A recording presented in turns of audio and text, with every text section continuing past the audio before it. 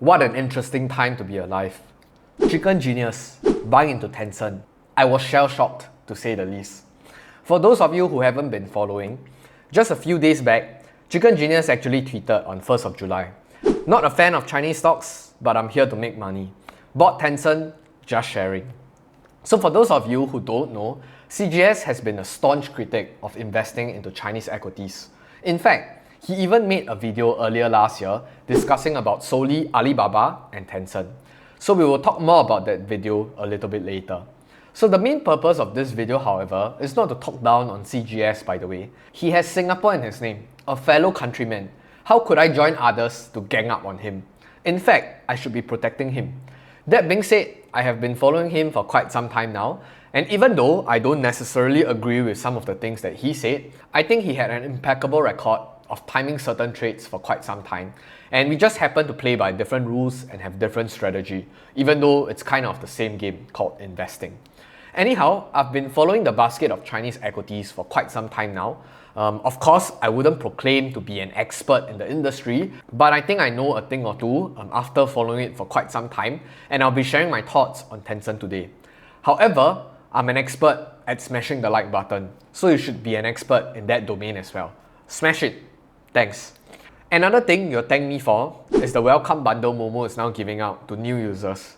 So opening an account only takes 5 minutes, and you get free real-time market data. On top of that, you get to enjoy zero commission trading for US stocks forever. So Momo is currently giving out $40 cashback coupon for account opening, and on top of that, if you deposit more than $2,700 Sing, you can stand a chance to receive a free Amazon share. So don't wait any further, sign up for a Momo account today. Link in the description below. So now, moving back to Tencent. Quick crash course on what Tencent does. It was founded in 1998, coincidentally the same year as when I was founded, or born basically. So Tencent is essentially a giant tech conglomerate and a hybrid between Google, Microsoft, Meta, and also houses a mini Berkshire Hathaway. So in the United States, you have your FANG stocks. In China, however, you have your bad stocks, namely Baidu, Alibaba, and Tencent.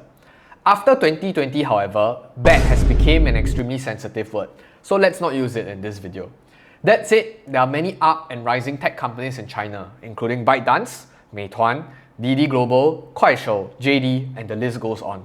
Alibaba and Tencent are still considered the two dragon heads of China, and they've been at each other's neck for quite some time now. Anyway, there are four main drivers of revenue for Tencent: social network, gaming, advertising, and fintech. So WeChat is the bedrock of Tencent's entire business model, and it has over 1.2 billion monthly active users, and it had become ubiquitous in China today. So WeChat is basically WhatsApp and Instagram and PayPal and Apple Play Store on one single app. It's incredible. Until today, I still wonder how they managed to pull this off.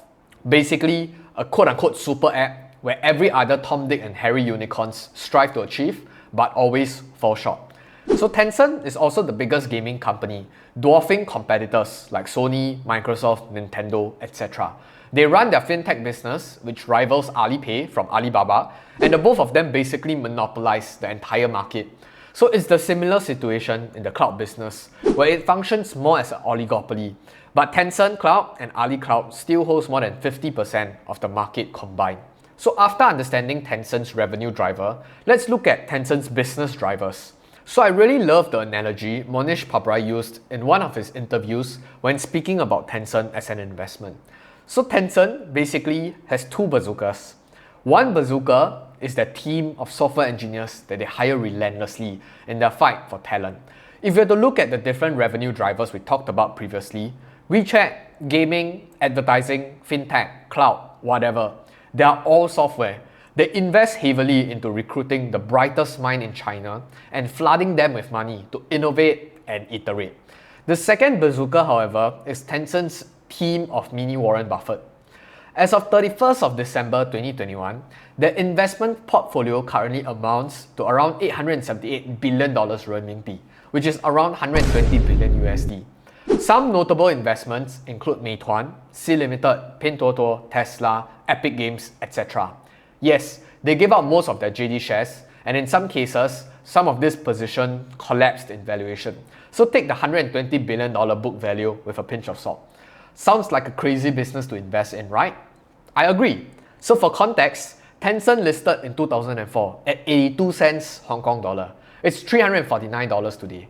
That's a 43,000% return over 18 years. Anyway, I wanted to circle back to a video Chicken Genius made back in August last year. So I'll just be providing the supercut version. I'll leave the link in the description below if you want to have a fuller context of what he said. So let's see what he said. Hey friends, is it safe to invest in Chinese stocks? They can change the rules anytime. Ant Financial IPO gone, CEO of TikTok stepping down, Didi just got put out of the App Store shortly after IPO. For-profit education in China is dead. Alibaba is fined 2.8 billion, making it the first loss in many years, and Tencent's monopoly over the music rights are gone.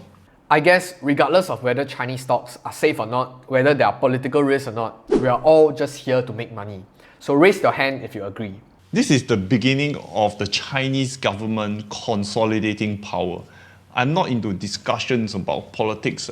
I rather talk about the implications to the stock market and the economy, the good and the bad. On one hand, this is good for America. China has weakened their own big tech. That is going to deter a lot of entrepreneurs in China. Larry Chen, the founder and CEO of Gaotu, that online education for profit, overnight, he lost his status as a billionaire. His shares are worthless. For-profit education is dead. Oh, it's good for America's big tech, but it's okay. We can still make money with Chinese tech. Don't worry guys, we got you covered. Investing in Chinese stocks, you will need to factor in political risk. I wouldn't invest in Alibaba. If I had to choose one Chinese stock to invest, it would probably be Tencent.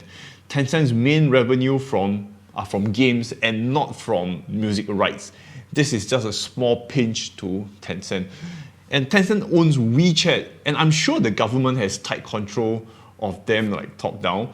So I agree with political risk, by the way, but it's the same for most emerging markets. It also seems like Ken has already set his eyes on Tencent for quite some time now.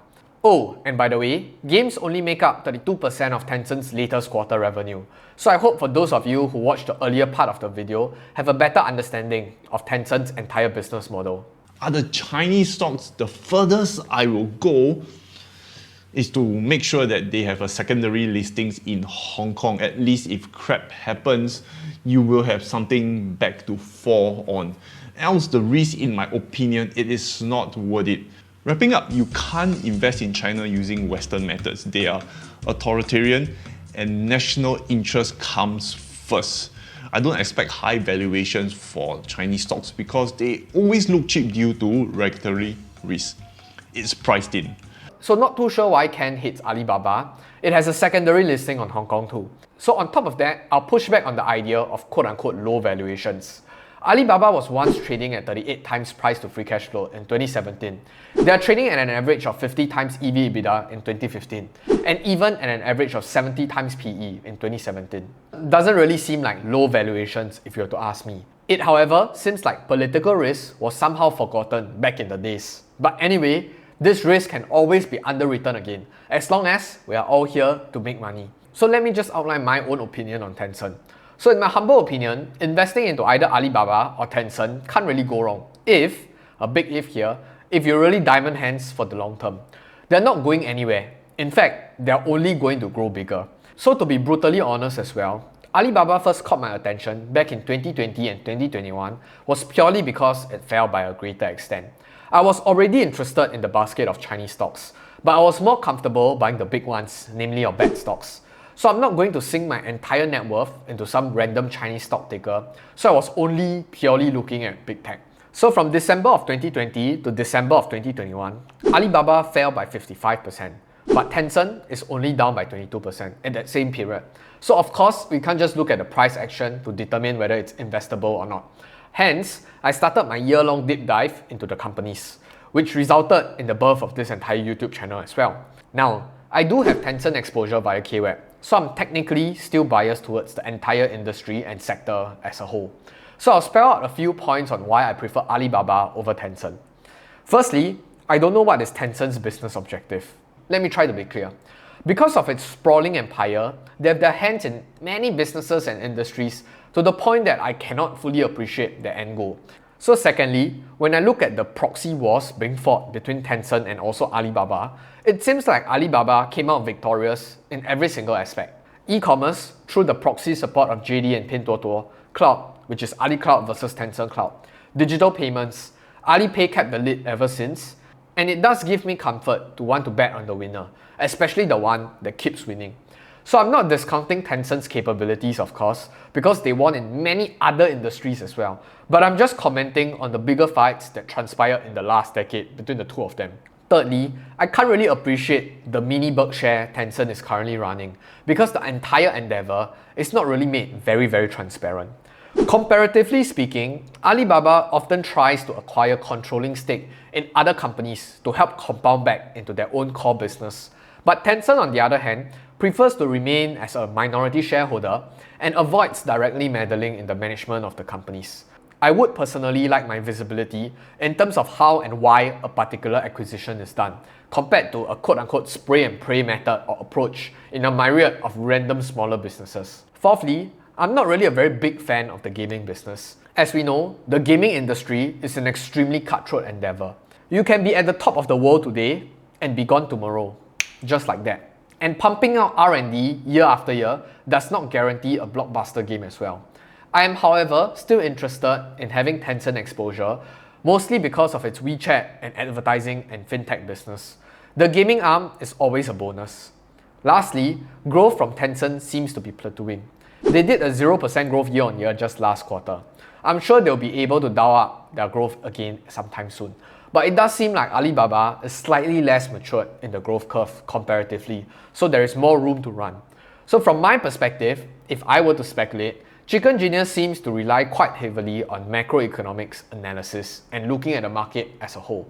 And he might be betting on the quote-unquote diverging monetary and fiscal game between US and China, which is hence why he put money in Tencent.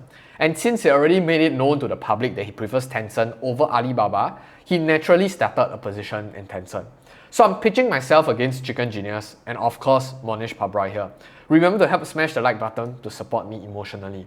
Oh, and I'm just going to put it out there first. I know people are going to start asking me for, hey, what's your returns? Why are you commenting on them? So I'll preface this and say that it has been quite bad. I've been pretty transparent about it. You can actually head over to watch my older videos on my portfolio. But on my public portfolio, last I checked, on an 18 months basis, I'm down around 14%, but my year to date is probably quite flat, given that Alibaba makes up more than 85% of my portfolio. And if you haven't noticed, Alibaba is flat for 2022. So after all that being said, I've recently revisited Tencent as an investment vehicle again. And given its current valuation, because it's down 20% this year, it feels like it's presenting me with a very interesting risk-reward opportunity. So I actually started a position in Tencent on the Hong Kong market. I'll update you guys again in my next portfolio review. See you in the next video, and I hope you learned something, and if you didn't learn anything, just go buy Tesla stock and do nothing for 10 years. I appreciate a thumbs up, and as always, invest safe.